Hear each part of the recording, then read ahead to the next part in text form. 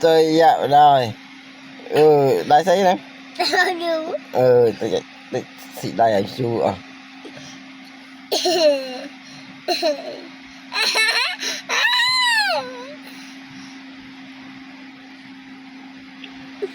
Ôi một đấy nè. Một khăn. Bye. Rồi, một sai. Một bài chất. Một sầm lọ.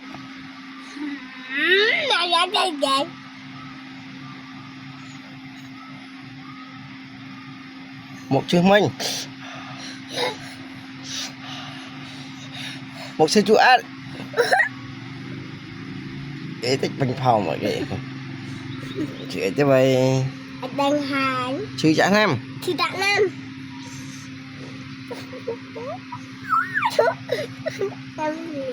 Ui trả nam chứ đó. Chữ cho nó. Chữ trơn. Chữ trơn. Chữ trơn thôi mấy chữ trơn. Hả? Chữ trơn thôi mấy chữ trơn. Đang hỏi. Chữ bằng đo. Bằng đo. Chữ mày. Hả? Đo chữ mày. Đo chữ bằng đo.